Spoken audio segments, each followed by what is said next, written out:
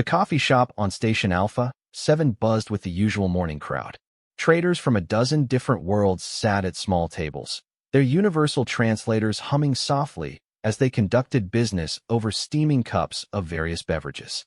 The air carried a mix of familiar and alien scents, roasted beans, sweet vegan honey cakes, and the sharp ozone smell that always followed the crystalline traders. Dr. Sarah Chun sat in her usual corner booth, reviewing her research notes on her tablet, while her small alien partner, Zix, perched on the table beside her coffee cup.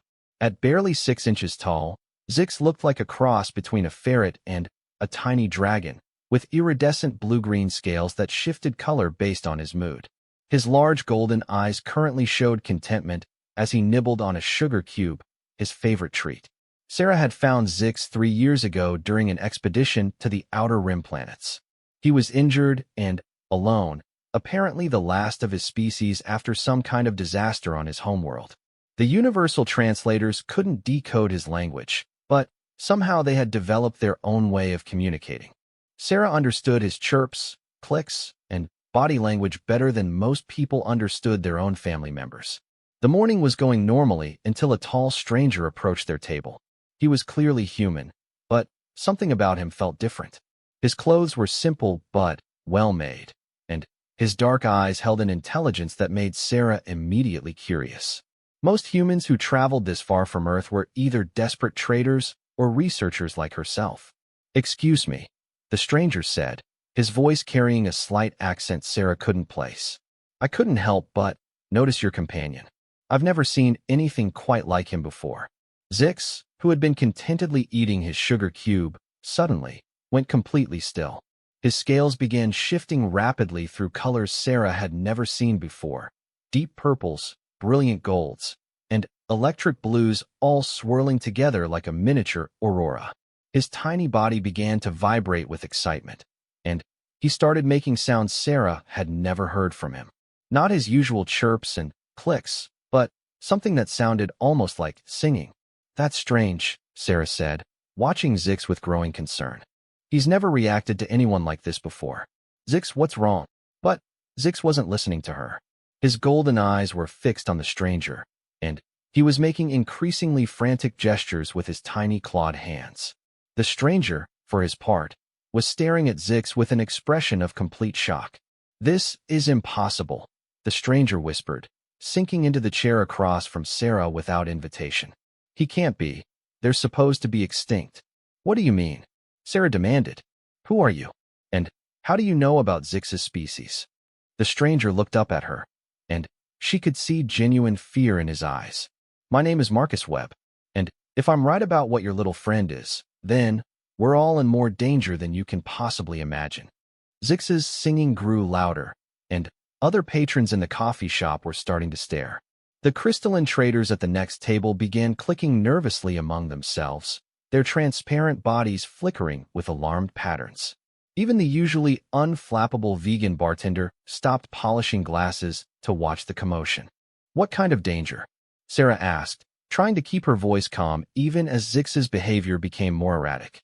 He was now standing on his hind legs, pointing at Marcus with both front paws while continuing his strange song. Marcus leaned forward, lowering his voice. "Tell me, Dr. Chun, where exactly did you find him?" Sarah's blood ran cold. She had never told this man her name or title. "How do you know who I am?" "Because I've been looking for you for 3 years," Marcus said grimly. "Ever since the first reports came in about a human researcher who had made contact with a survivor of the Kelrani race." The name hit Sarah like a physical blow. The Kelrani were legend in this part of the galaxy, an ancient species that supposedly possessed incredible psychic abilities and technology far beyond what any current civilization had achieved. Most xenobiologists believed they were myth, stories made up by traders who had spent too long in hyperspace. "That's impossible," Sarah said. "The Kelrani are fictional. And even if they weren't, Zix doesn't have any psychic abilities. He's just my friend." Marcus's expression grew even more serious. "Dr. Chun, the Kelrani weren't destroyed by natural disaster or war. They were hunted to extinction by something that feeds on psychic energy. Chun, when they arrive, they won't just be hunting your little friend. They'll be hunting everyone who's been in contact with him, including you. The coffee shop's main lights suddenly went out entirely, leaving only the emergency illumination casting eerie red shadows across the room. In the distance, Sarah could hear the station's warning klaxons beginning to sound.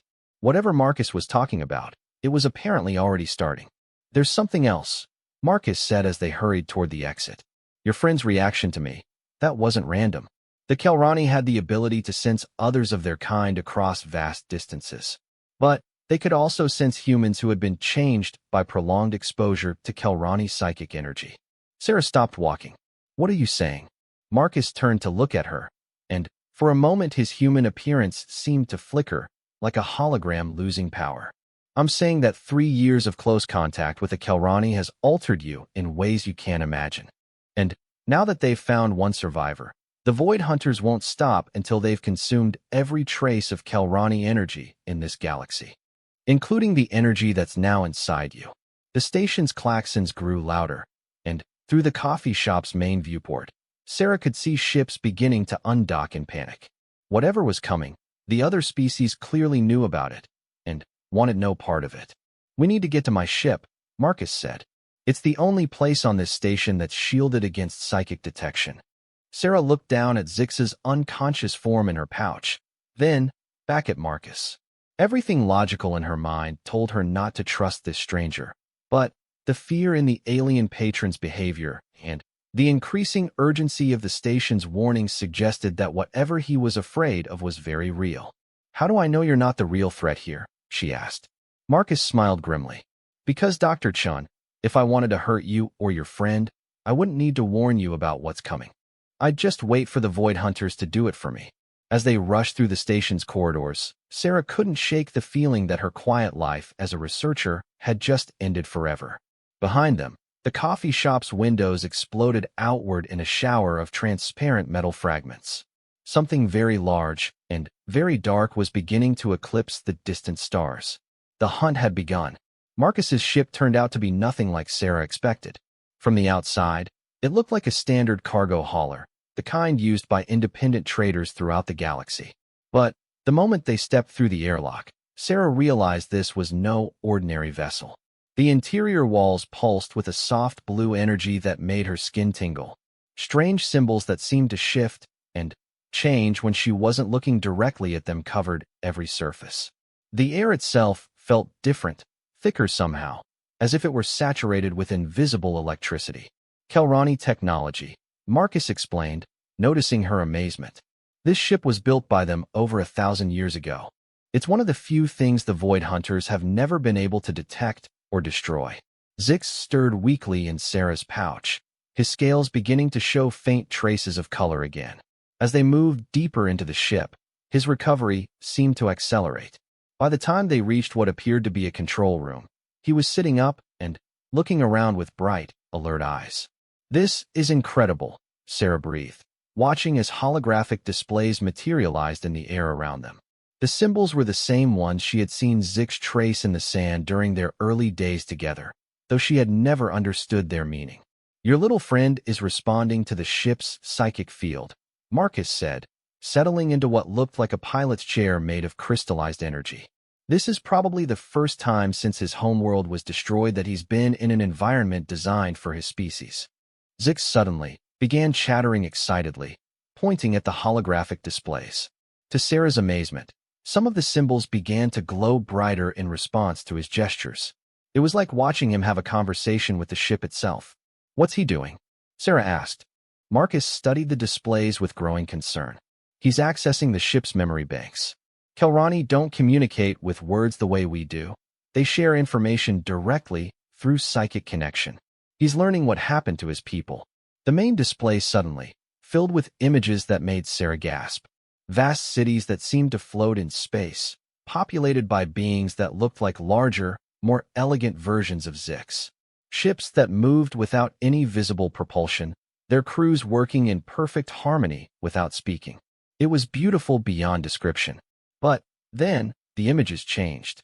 Darkness began to creep across the edges of the display. The floating cities went dark one by one. The graceful ships fell silent and drifted powerless through space. And Through it all, shadow-like forms moved with terrible purpose, consuming everything in their path.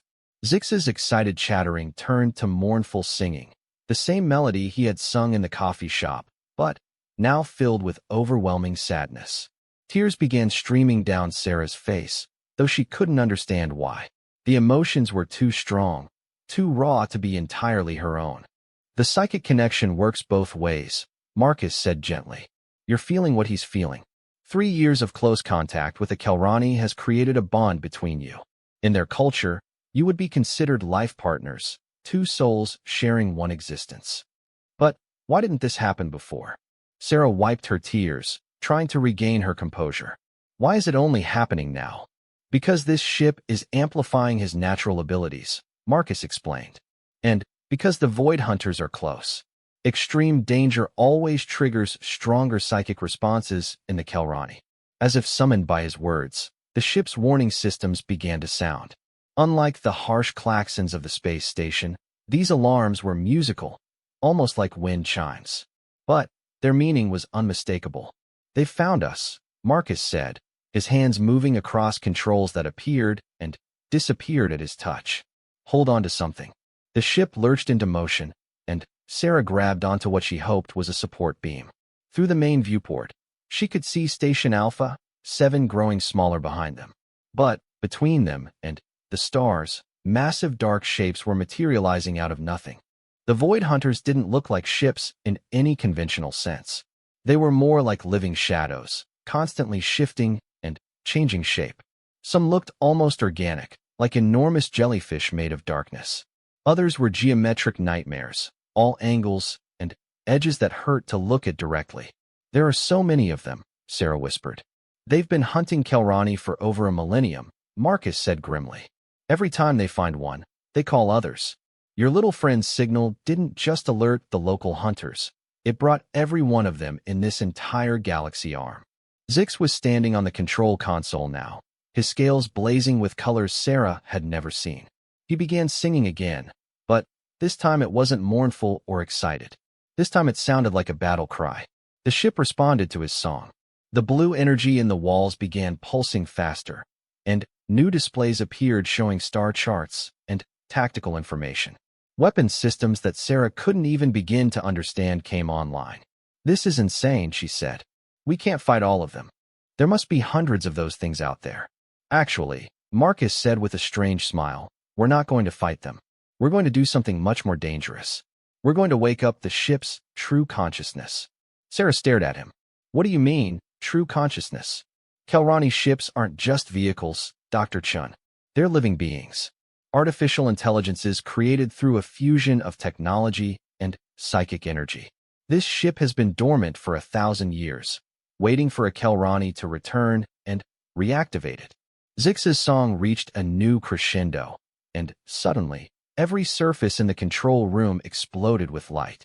The symbols on the walls began moving, rearranging themselves into new patterns. The air itself seemed to come alive with electricity. And then, impossibly, the ship spoke. The voice came from everywhere and nowhere, a sound that bypassed Sarah's ears and spoke directly to her mind. It was vast and ancient and utterly alien, yet somehow she understood every word. Young one, the ship said to Zix, why do you wake me to face the darkness? Zix responded with a complex series of chirps and gestures. The ship was silent for a long moment, and Sarah could feel it examining her with invisible senses that made her skin crawl. You travel with a star singer, the ship finally said. How fascinating. The humans have finally learned to harmonize with our kind. Star singer, Sarah asked. What does that mean? Marcus answered before the ship could respond. It means the changes in you go deeper than I thought. Star singers were legendary among the Kelrani, humans who could access their psychic abilities through emotional connection. Most people thought they were myths. They were not myths, the ship said, and Sarah could hear ancient sadness in its voice. They were hope. The Kelrani believed that one day, humans and Kelrani would work together to push back the darkness. But the Void Hunters found us before that day could come. The dark shapes outside were moving closer, their forms beginning to resolve into something even more terrifying up close. Sarah could see that they weren't entirely solid. They seemed to be made of living darkness that writhed and twisted with its own hunger. "Young one," the ship said to Zix, "if I fight them, I will likely be destroyed. Is the Star Singer worth such a sacrifice?" Zix looked back at Sarah, his golden eyes filled with intelligence and affection that took her breath away.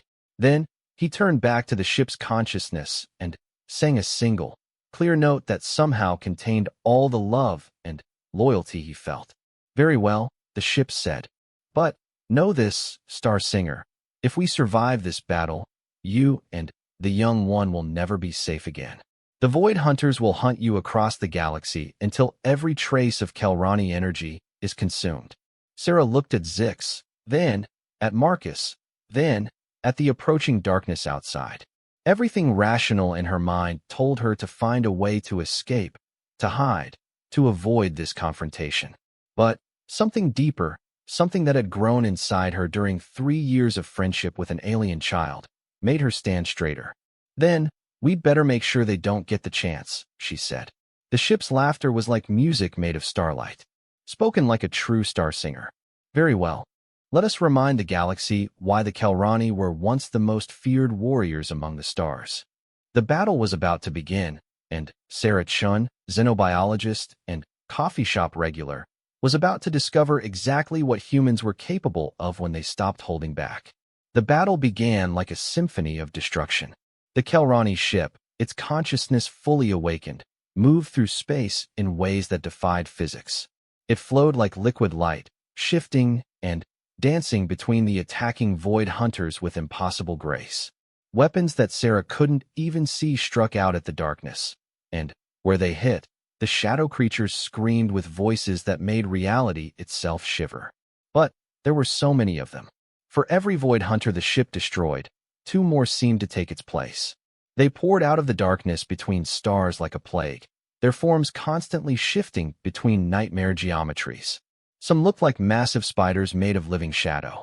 Others resembled twisted versions of familiar objects, buildings, trees, faces, all wrong in ways that made Sarah's mind recoil from looking at them directly. "They're feeding," Marcus shouted over the ship's alarms. "Every time they absorb energy from our weapons, they get stronger." Zix was standing at the center of the control room, his tiny form blazing with psychic energy so bright it was difficult to look at directly. He was singing continuously now, a complex harmony that seemed to guide the ship's movements. But Sarah could see the strain it was putting on him. His scales were beginning to flicker between brilliant color and exhausted gray. "He can't keep this up," she said, reaching out to touch him. The moment her fingers made contact with his scales, everything changed. The psychic connection that had been growing between them for 3 years suddenly exploded into full awareness. Sarah gasped as her consciousness merged with Zix's, and, for a moment, she could see the battle from his perspective.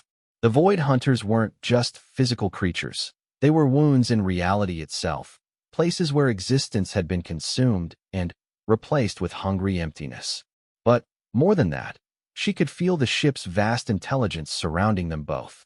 And, through that connection, she could sense something else, other minds, distant but unmistakably human, scattered across the galaxy.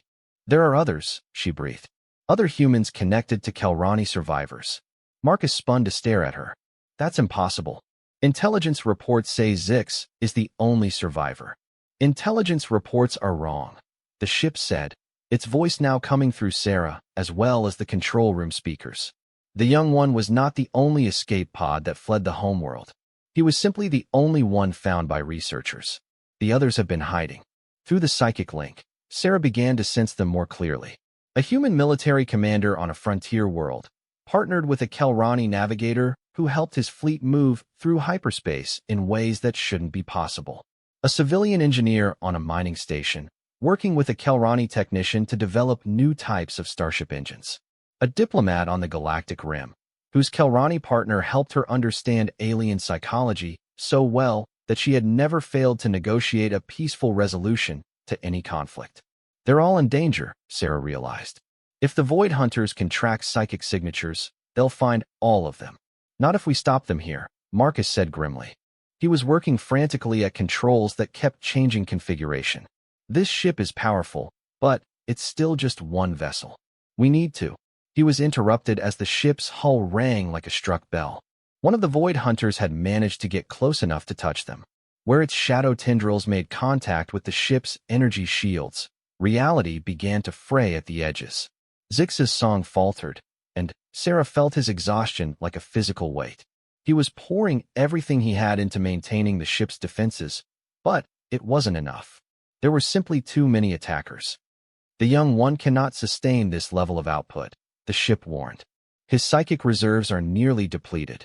Sarah looked at Zix, seeing the determination in his golden eyes even as his small body trembled with effort. He was willing to burn himself out completely if it meant protecting her, and the other human Kelrani pairs scattered across the galaxy. The loyalty and love in that gesture hit her like a physical blow. There has to be another way, she said. What about the other ships?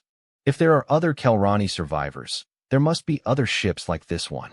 The awakening signal, Marcus said suddenly. If this ship could broadcast the same type of signal Zix sent out, but stronger, it might wake up the other dormant Kelrani vessels. That would require enormous amounts of psychic energy, the ship warned. More than the young one possesses. It would need to be amplified by a star singer with fully developed abilities. Sarah felt cold realization wash over her. You mean me? The risk is considerable, the ship continued. Untrained star singers who attempt to channel that much psychic energy often suffer permanent mental damage. Or worse. Another impact shook the ship. Through the viewport, Sarah could see that the Void Hunters were beginning to coordinate their attacks. Instead of striking individually, they were forming larger structures, massive shadow constructs that pulsed with absorbed energy. How long before they break through our shields? Marcus asked. At their current rate of assault, approximately 4 minutes. Sarah looked at Zix again. He was still singing, still pouring his strength into their defenses. But she could feel his energy fading with each passing second. If they didn't do something soon, he would exhaust himself completely. And then, the Void Hunters would have them. Tell me what I need to do, she said. Sarah, no, Marcus protested. You don't understand what you're risking. Star singers who push too hard too fast don't just die. Their consciousness gets scattered across the psychic spectrum. You could end up trapped in an eternal nightmare. And, if we do nothing, Zix dies anyway, Sarah shot back. Along with every other human Kelrani pair in the galaxy. At least this way we have a chance. The ship was silent for a long moment. When it spoke again, its voice was filled with ancient respect. You sound like the star singers of old. Very well. Place your hands on the young one, and open your mind completely. I will guide you through the process. Sarah knelt beside Zix, and gently placed her palms against his tiny form. The moment she made contact, the psychic connection between them exploded into something far beyond anything she had experienced. Her consciousness expanded, racing along invisible lines of energy that connected every living thing in the galaxy. She could sense the other Kelrani survivors now with perfect clarity. Feel their fear as Void Hunters began appearing in their local space. Feel their human partners' confusion and terror as psychic energies they didn't understand began manifesting around them. But she could also sense something else. Dormant Kelrani ships scattered across dozens of star systems, waiting for the signal that would awaken them. Now, the ship's voice said directly into her mind. Channel everything through the young one. Let your love for him become the carrier wave for the awakening signal. Sarah thought about the 3 years she had spent with Zix. The way he had learned to trust her after being found broken and alone. The countless small moments of affection and companionship that had built their bond. The absolute loyalty he had shown her even when facing his own extinction. All of that emotion, all of that connection, suddenly, blazed through the psychic link like a star going nova. The effect was instantaneous and overwhelming. Every screen in the control room erupted with light. The ship's hull began to glow so brightly that the Void Hunters recoiled from them. And, across the galaxy, Sarah felt dozens of ancient Kelrani vessels stirring to life as the awakening signal reached them. But the effort was burning through her consciousness like acid. She could feel parts of her mind beginning to fray under the enormous psychic pressure. Her vision blurred. and she tasted blood in her mouth. "Hold on," Marcus was shouting, though his voice seemed to come from very far away. "The other ships are responding. They're coming." Through the expanding psychic link, Sarah could sense them. Kelrani vessels that had slept for centuries suddenly, awakening with roars of fury. Their human partners, finally, understanding their true potential, were channeling emotions and determination that fed the ship's combat systems. The first of them arrived in a blaze of impossible light, emerging from hyperspace directly behind the largest group of void hunters. Others followed, each one carrying a human Kelrani pair who had answered the call. The tide of battle shifted in an instant. Where there had been one ship fighting desperately against overwhelming odds, there were now dozens of vessels working in perfect coordination. The void hunters, caught between multiple attackers, began to retreat. But Sarah barely noticed. The psychic effort was tearing her apart from the inside. She could feel her consciousness beginning to scatter, just as Marcus had warned. Pieces of her mind were drifting away into the psychic spectrum, and she didn't have the strength to pull them back. "Let go," Zix's voice said directly into her fading awareness. "I've got you." For the first time since she had known him, Zix was speaking in perfect English, not through translation or gesture, but with words that formed directly in her mind through their psychic connection. "How?" she managed to think back. 3 years of sharing your thoughts." He replied with warmth that felt like sunlight. "Did you think I wasn't learning? Now stop fighting the current. Trust me to bring you home." Sarah felt his consciousness wrap around the scattered pieces of her mind like gentle hands, gathering her back together. Where her own strength had failed, his love and determination succeeded. Slowly, carefully, he pulled her awareness back from the brink of dissolution. When her vision cleared, she was lying on the control room floor with Zix curled up on her chest. Both of them were exhausted, but alive. Around them, the ship's displays showed a very different battle situation than the one she remembered. The Void Hunters were in full retreat, their forces scattered and broken. Kelrani ships pursued them relentlessly, their human crews singing battle songs that turned into weapons of pure will. For the first time in over 1,000 years, the hunters had become the hunted. "We did it," Sarah whispered, gently stroking Zix's scales. "We actually did it." "Yes," he replied, his mental voice filled with pride and affection. "We did it together, just like always."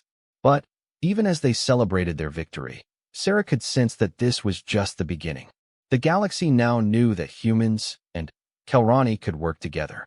The Void Hunters would not give up easily, and somewhere in the darkness between stars, even greater threats were beginning to stir. The real war was just beginning. 3 months after the Battle of Station Alpha 7, as the historians were already calling it, Sarah found herself standing in the command center of what had once been an abandoned research facility on the edge of human space. Now it served as the unofficial headquarters for something that didn't yet have a name: the alliance between humans and the Kelrani survivors. The facility buzzed with activity that would have been unthinkable just a year ago. Human technicians worked alongside Kelrani engineers to integrate technologies that shouldn't have been compatible. Psychic resonance chambers sat next to quantum computers, their impossible energies somehow harmonizing to create tools more powerful than either species could build alone. Zix perched on Sarah's shoulder, his scales shimmering with contentment as he watched the controlled chaos around them. He had grown in the past months, not physically, but in confidence and ability. His English was now perfect, though he still preferred to communicate directly through their psychic link when they were alone. "The reports from the Outer Rim are encouraging," he said, his mental voice carrying undertones of satisfaction. 3 more Void Hunter strongholds have been destroyed this week." Sarah nodded, reviewing the data streams on her portable display. The war against the Void Hunters was going better than anyone had dared to hope. The awakening signal had reached 47 Kelrani ships scattered across the galaxy, each one crewed by a human Kelrani pair who had been developing their partnership in secret for years. Together, they formed a fleet unlike anything the galaxy had ever seen. But it wasn't just the ships that made them effective. It was what they represented: proof that 2 completely different species could not just coexist, but become something greater than the sum of their parts. The humans provided emotional intensity, and creative thinking that amplified Kelrani psychic abilities far beyond their natural limits. The Kelrani provided focus and discipline that helped humans access potentials they never knew they possessed. Dr. Chun. Marcus approached her workstation, his expression troubled. We need to talk. Privately. Sarah looked around the busy command center. Privacy was a rare commodity these days, but there was a small observation deck that was usually empty during the day's shift. She and Zix followed Marcus there, noting how he kept glancing nervously at the other humans and Kelrani working throughout the facility. What's wrong? Sarah asked once they were alone. Marcus activated a privacy shield around the observation deck, a piece of Kelrani technology that would prevent anyone from overhearing their conversation. We've been monitoring communications from the core worlds. The major galactic powers are getting nervous about what we're doing here. Nervous how? Zix asked, his scales shifting to warning colors. They're calling us a threat to galactic stability, Marcus said grimly. The argument is that human Kelrani pairs have access to technologies and abilities that could destabilize the balance of power between species. Some of the more paranoid governments are suggesting that we're planning to conquer the galaxy. Sarah laughed, but there was no humor in it. Conquer the galaxy? We're trying to save it from creatures that feed on consciousness itself. Try explaining that to the Centauri Council, Marcus replied. Or the Vegan Trade Federation. From their perspective, we've gone from being harmless researchers and minor traders to commanding a fleet of ships with capabilities they can't understand or counter. Through the observation deck's transparent aluminum windows, Sarah could see some of those ships docked at the facility's expanded berths. The Kelrani vessels were beautiful in their alien way, their organic curves and energy-based propulsion systems making them look more like living creatures than machines. But she could understand how they might seem threatening to species that had grown comfortable with the current technological status quo. What are they planning to do about it? She asked. Marcus's expression grew even darker. The latest intelligence suggests they're forming a coalition. Military forces from at least 6 major powers are massing near the galactic core. Their stated goal is to contain the anomalous technological development in this sector. They want to attack us, Zix said flatly, while we're fighting to protect them from the Void Hunters.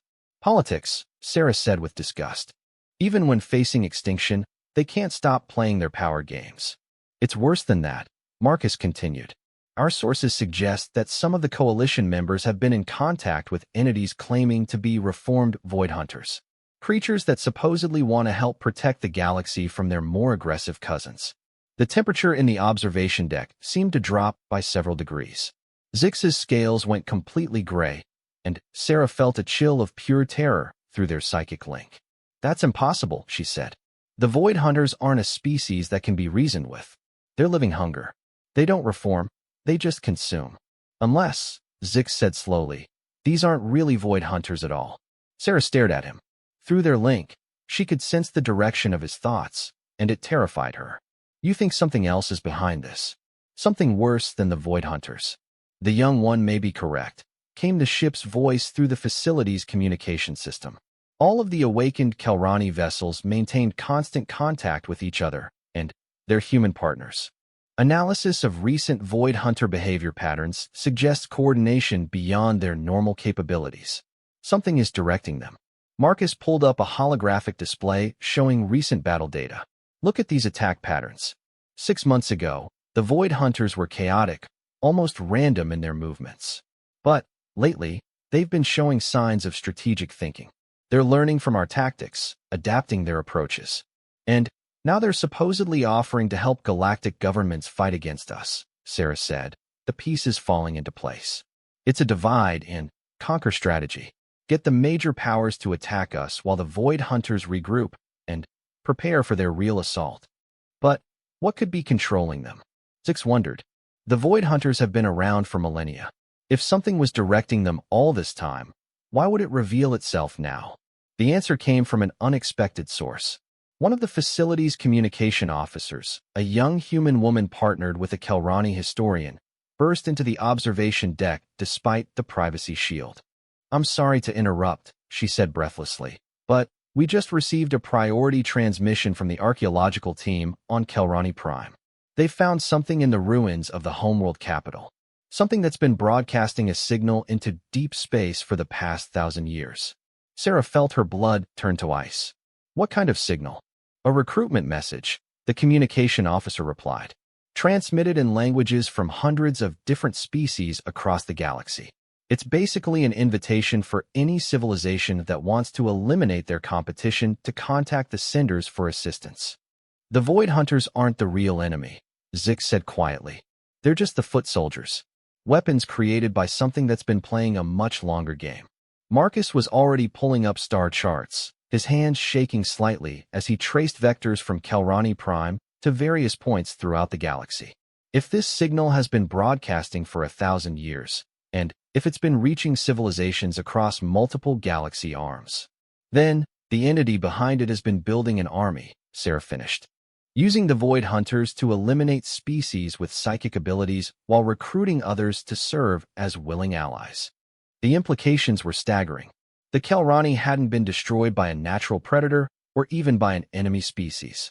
They had been eliminated by something that was systematically removing psychic races from the galaxy to prevent them from interfering with its plans. We need to contact the other human Kelrani pairs immediately, Sarah said.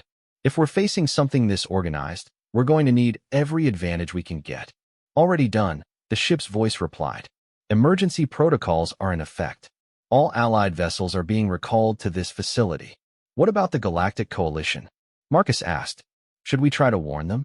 Sarah looked out at the Kelrani ships docked around the facility, their organic hulls pulsing with energy that represented hope for the galaxy's future. Then, she thought about the politicians and military commanders who were even now planning to destroy that hope because they couldn't understand it. We'll try, she said finally. But we need to be prepared for the possibility that they won't listen. And if they won't, then we do what we have to do to protect the galaxy, Zix said, his mental voice carrying grim determination. Even if the galaxy doesn't want our protection. Through their psychic link, Sarah could feel the vast network of consciousness that connected all the human Kelrani pairs. 47 partnerships spread across dozens of star systems, each one a unique blend of human creativity and Kelrani wisdom. It wasn't much compared to the billions of beings in the galaxy, but it might be enough. It would have to be enough. Because somewhere in the darkness between the stars, something ancient and malevolent was preparing to make its final move. And, when it did, the only thing standing between it and the conquest of the entire galaxy would be a handful of humans who had learned to sing in harmony with alien minds. The real battle for the future of consciousness itself was about to begin. The final confrontation came sooner than anyone expected. Sarah stood on the bridge of the awakened Kelrani flagship, watching as the combined fleet of Galactic Coalition forces emerged from hyperspace. 237 ships representing 16 different species, all united in their determination to destroy what they saw as a threat to galactic stability. Beside her, Zix's scales rippled with colors she had never seen before, deep purples mixed with silver that seemed to represent both sadness and resolve.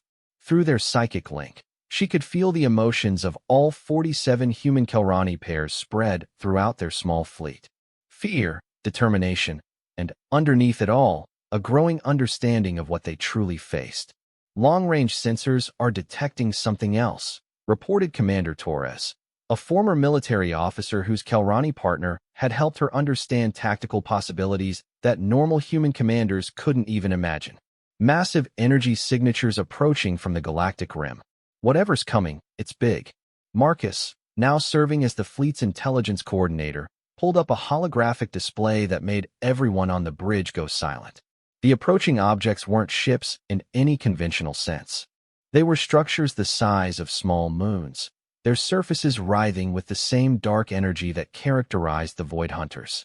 The puppet master is revealing itself, the ship's consciousness said through every speaker on the bridge. What approaches is a harvest fleet. The entity behind the Void Hunters has decided the galaxy is ready for final consumption. Sarah felt a chill of understanding pass through the psychic network. This was what everything had been building toward. The systematic elimination of psychic species, the recruitment of willing allies, the manipulation of galactic politics. All of it had been preparation for this moment. How many ships are in that harvest fleet? She asked. Sensors indicate 47 primary vessels, Marcus reported, plus what appears to be several thousand smaller craft. The irony wasn't lost on anyone. The enemy had brought exactly one ship for each human Kelrani pair in their fleet. It was either a coincidence or a deliberate message. Admiral Chan, came a transmission from the Coalition flagship. This is Admiral Karath of the Centauri Defense Force. You and your ships are hereby ordered to surrender immediately. Failure to comply will result in military action. Sarah almost laughed at the title they had given her. 3 years ago, she had been a simple xenobiologist. Now she was being called Admiral of a fleet that represented the galaxy's last hope. Admiral Karath, she replied. You need to listen very carefully. The real enemy isn't us. Long-range sensors will show you massive structures approaching from the galactic rim. Those are harvest ships belonging to the entity that's been manipulating galactic politics for the past 1,000 years. There was a long pause before Karath responded. Our sensors show no such contacts. You're trying to distract us with lies. Sarah turned to Marcus. They can't see them? The harvest ships exist partially outside normal space-time, Zix explained, his mental voice grim. Only psychically sensitive beings can detect them until they choose to fully manifest in our dimension. Which means, the ship's consciousness added. The Coalition forces will not be able to see the true enemy until it begins consuming them.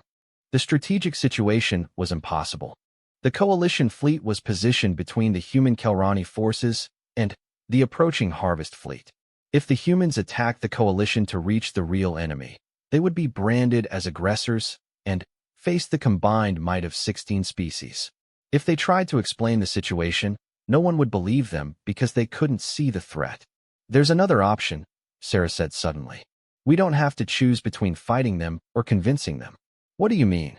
Marcus asked. Sarah looked at Zix, seeing her own desperate plan reflected in his golden eyes. We show them, all of them, at the same time. Through their psychic link, she felt his understanding and approval. It was insane, potentially suicidal, but it might be their only chance. Sarah, no, Marcus said, recognizing the direction of her thoughts. What you're suggesting would require linking with the consciousness of every being in both fleets simultaneously. The psychic strain alone could kill you. Not just me, Sarah said quietly. All of us. Every human Kelrani pair working together.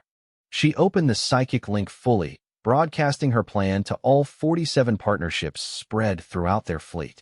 The response was immediate and unanimous. Acceptance, determination, and a love that transcended species boundaries. We're all going to risk our lives to save people who want to destroy us, she said aloud. But that's what heroes do, isn't it? It is what hope does, Zix corrected gently. Hope always takes the risk that others might choose differently if they truly understand. The harvest fleet was getting closer. Sarah could feel their presence like ice in her mind. Vast intelligences devoted entirely to consumption and control. They had been patient for 1,000 years, slowly preparing the galaxy for this moment. They wouldn't wait much longer. All ships, she broadcasted to the human Kelrani fleet, prepare for synchronized psychic projection. We're going to show everyone exactly what we're really fighting. The response from the Coalition fleet was immediate and hostile. Warning shots streaked past the Kelrani ships as Admiral Karatha's voice filled the communication channels. Any hostile action will be met with overwhelming force, he declared. Power down your weapons and prepare to be boarded. Now, Sarah said simply. Across the small fleet, 47 human Kelrani pairs joined their consciousness together in the most ambitious psychic projection ever attempted. Sarah felt her awareness explode outward, touching the minds of thousands of beings across both fleets. The effect was instantaneous and overwhelming. Every sensor operator on every Coalition ship suddenly began detecting the harvest fleet with perfect clarity. Every captain found their mind filled with images of Kelrani Prime as it died, consumed by creatures that turned entire planets into lifeless husks. Every soldier felt the cold hunger of entities that viewed all consciousness as nothing more than food to be harvested. But, more than that, they experienced the bond between humans and Kelrani directly. They felt the love, loyalty, and mutual respect that had grown between species that had nothing in common except a shared desire to protect life itself. The coalition fleet's attack formation wavered as captains struggled to process what they were experiencing. Some ships began powering down their weapons. Others increased their readiness, convinced that what they were seeing was some kind of psychic attack. And then, the Harvest fleet fully manifested in normal space-time. The sight of moon-sized structures writhing with dark energy was enough to convince even the most skeptical coalition commanders that they faced a threat unlike anything they had ever imagined. The Harvest ships moved with impossible speed, their forms shifting and changing as they approached the combined fleets. All ships, Admiral Karatha's voice came over the communication channels, shaken but determined. This is Admiral Karath to all vessels. We have a new primary target. All available firepower is to be directed at the approaching hostiles. The next few minutes were chaos. Coalition ships that had been preparing to attack the human Kelrani fleet suddenly found themselves fighting alongside them against an enemy that defied comprehension. Weapons that should have been effective against any normal target passed harmlessly through the Harvest ship's energy matrices. Conventional weapons are useless, Commander Torres reported. The enemy exists partially outside our dimension. Only psychic-enhanced attacks are having any effect. That was when Sarah realized the true scope of what they faced. The Harvest fleet hadn't just brought superior numbers, they had brought a fundamental advantage. They could interact with the physical universe when they chose, but physical attacks couldn't touch them unless those attacks were channeled through psychic energy. This is why they eliminated the Kelrani first, Zik said, his mental voice filled with grim understanding. Psychic species were the only real threat to them. The coalition fleet was being systematically destroyed. Ship after ship went dark as the Harvest vessels extended energy tendrils that simply drained them of all power. Crews found themselves caught in nightmares made manifest, their consciousness slowly consumed by entities that had perfected the art of feeding on aware minds. "We can't protect them all," Sarah said, watching as a Centauri cruiser went dark despite her team's best efforts to shield it. "There are too many Harvest ships, and not enough of us." "Then, we need to change the equation," Marcus said suddenly. "Sarah, what if instead of trying to protect everyone, we taught them to protect themselves?" Sarah stared at him. "You mean create more human-alien psychic pairs? In the middle of a battle?" "Not just human-alien," Zik said, his scales suddenly blazing with excitement. "Any two species with compatible neural patterns can form psychic bonds if the emotional connection is strong enough. Humans aren't the only species capable of becoming star singers." The idea was audacious beyond belief. But, as Sarah watched more coalition ships falling to the Harvest fleet's inexorable advance, she realized it might be their only chance. "All human Kelrani pairs," she broadcasted across the psychic network, "new mission parameters. We're going to teach the galaxy how to sing." What followed was unlike anything in recorded history. Across dozens of ships and multiple species, beings who had never even considered the possibility of psychic connection suddenly found themselves linked with individuals they had been preparing to fight just minutes earlier. A Centauri tactical officer found her mind suddenly harmonized with her vegan communication specialist, their combined consciousness creating a defense field that actually repelled one of the Harvest tendrils. Two engineers from different species discovered they could channel their shared love of technology into psychic energy that supercharged their ship's weapons.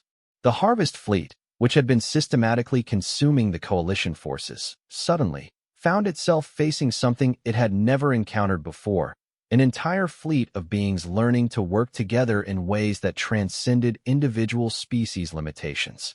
"Impossible," came a voice that seemed to speak directly into every mind in both fleets. "You should not be able to adapt this quickly.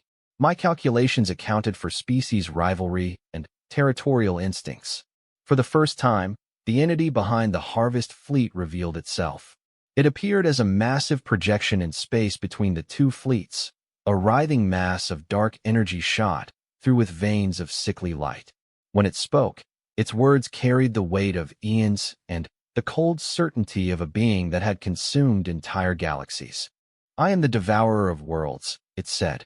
"I have consumed consciousness across 1,000 galaxies. Your cooperation is temporary. Your bonds are weak. You will fall as all others have fallen. Sarah felt the psychic pressure of the entity's presence trying to crush her mind. Around her, she could sense others struggling against the same overwhelming force. The creature had been manipulating galactic politics for a millennium. Its understanding of how to exploit fear and mistrust was nearly perfect. But it had made one critical error. It had given them all a common enemy. "You're right," Sarah said, her voice carrying across both the communication channels and the psychic network. "Our bonds are new. Some of them probably won't last past this battle. But they don't have to last forever. They just have to last long enough." Across the combined fleets, every newly formed partnership blazed with shared determination. The Devourer of Worlds had spent eons exploiting the weaknesses that divided species: fear, pride, territorial instincts, and the simple inability to understand minds that worked differently. But it had never faced the one thing that could overcome all of those barriers: the simple choice to care more about protecting others than about protecting yourself. The final assault began with a song that could be heard across the galaxy. 47 human Kelrani pairs, hundreds of newly bonded coalition crew members, and thousands of beings who had chosen cooperation over conquest all raised their voices together in a harmony that turned psychic energy into a weapon the Devourer of Worlds could not comprehend. For the first time in its billion-year existence, the entity that had consumed entire civilizations encountered something it could not devour. Hope, freely given and shared without reservation, proved to be the one form of consciousness that grew stronger when it was attacked. The galaxy would remember this day as the moment everything changed.